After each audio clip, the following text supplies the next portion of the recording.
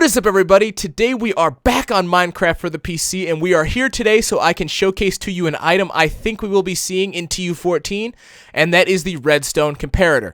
Now, I'd like to go ahead and stress that this item has not been confirmed. I don't want to lead anybody down that path. However, I would guess that we will be seeing it in the next coming update. Now, let me go ahead and explain why that is, and I think we are going to be seeing it because the only item we currently need to craft this Redstone Comparator is the Nether Quartz, which is this item right here in the middle. So we do know for a fact that we will be seeing Nether Quartz in TU14, and since we know that, it only would make sense, at least in my mind, that we would also unlock all of the things that you can craft with it, and thus we would be getting the Redstone Comparator. So now let's go ahead and talk about what exactly the Redstone Comparator does, and then we can talk a little bit about some of the uses maybe you can do with it. Now, before I actually explain what it does, let me go ahead and say that I am by no means a redstone expert, and what I'm about to tell you is the very mere basics of what a redstone comparator does. This thing is highly complicated, and as are a lot of the things you can use with it, so you have to be like an electrical engineer to know exactly all the uses and how you could use this in every way, shape, and form, and FYI, I'm not an electrical engineer. So, with that said, let's go ahead and get on into what exactly a redstone comparator does. So to start, let's go ahead and note that there are two modes that you can use a redstone comparator in. The first of which is subtraction mode, which is denoted by this little front light being on. Here you can see the front redstone torch is on. And there's also comparison mode, which by right-clicking the redstone comparator there, I can turn it off. And now we are in comparison mode, which is obviously denoted by the light being off. So let's go ahead and start off in subtraction mode, and before we go ahead and get into this, let me just go ahead and give you guys some very, very simple redstone basics that I'm sure all of you already know, but I'm going to tell you really quick anyway. So essentially how redstone works is that over a distance, it will lose its amount of signal. So you can see right here, this redstone is obviously substantially less bright red than it is right here, and that's just because over a distance, a redstone current loses its power, and thus will have less oomph, if you will, no, we're not having, never mind. It has less oomph here at the end than, say, this one would here, closer to the torch. I'm sure you already know how that works, but that's just an important thing to note because in subtraction mode, what essentially happens is the signal that comes in from the side or the non-back part of the redstone comparator is subtracted from the signal in the back.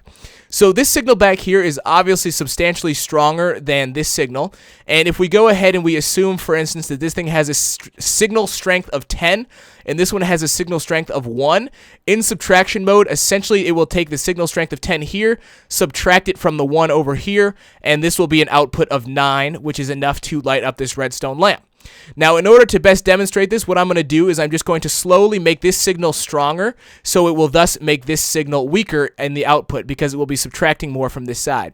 Now, I realize this might be kind of confusing, but I hope the demonstration will help. So you can see here it's obviously still on because it's not being subtracted by anything now. And if I go ahead and I move this redstone torch closer, we can see that the signal is stronger, and thus more is being subtracted from the original output, which is coming in through the back, and thus the signal here is weaker. So if we go ahead and we just keep moving the redstone torch up, we can see eventually that the redstone lamp, boom, there it goes off because now this signal is strong enough to be subtracted from this one so that the output isn't even strong enough to turn on the lamp. Now, I realize that was probably highly confusing, and I apologize for that, but that's probably the simplest I'm going to be able to explain it, and now you probably all understand why electrical engineering is a good degree for people out there to have. So, anyway, with that said, let's go ahead and talk about the second feature of a redstone comparator, and that is actually the comparison mode.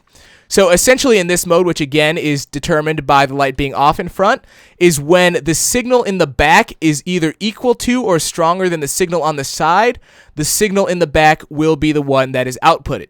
So obviously here, this signal in the back is stronger than the one over here, and thus it is being outputted.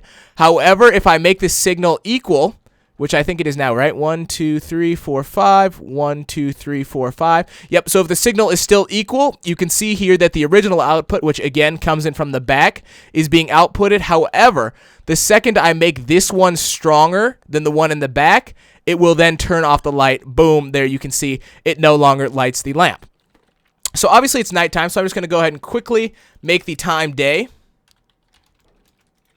so we can see a little bit better. There we are. And now we can go ahead and continue on with really the last main feature of a redstone comparator, and that is essentially what it has to do with chests. So the last real main feature that this thing does is it will allow you to determine, based off of how strong the redstone signal is, how much stuff is in a chest.